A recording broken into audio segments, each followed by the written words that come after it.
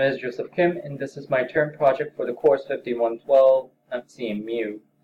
My term project is a story-based game about a young boy named Tails going after his only friend named Mori to this magical place called the Tower. Now this is just an intro scene before you reach the splash screen. And when you reach the splash screen, you have two choices: either enter a random floor or customize your own floor. Now we're going to try the random floor first. The floor, it's random because the obstacles are random, and the warp is randomly located. You have to use the warp to go to the next floor.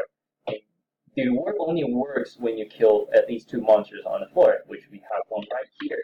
It chases after you, all of them do. And they're smart in a way that they go around obstacles, except it doesn't always find the best path. Right now I'm hiding to one monster. The other one kind of knew where I was at, and I just need to run.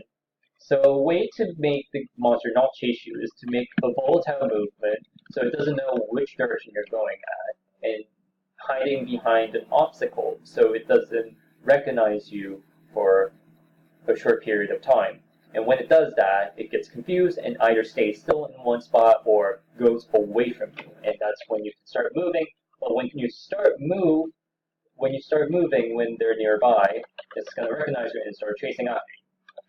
Now, to kill a monster, you need to generate this weapon called a bubble with the space key and move it with the WASD key. And you see on the right upper corner that their HPs are written. Let me just run away and find the warp. Yeah, there we go. Now, I'm gonna warp because I'm not gonna kill two monsters like right now. And if I go to the next floor, I'm given with two choices: either customize my own floor or enter a random floor. Now, if we enter the random floor, we see what we saw. And if I customize my own floor, we see this character called Headless the Guy, who's the instructor of the entire game. Now you can select the floor or obstacle or warp to create a playable map. You don't need to create the obstacle. As long as it has a warp, it's playable because it's escapable.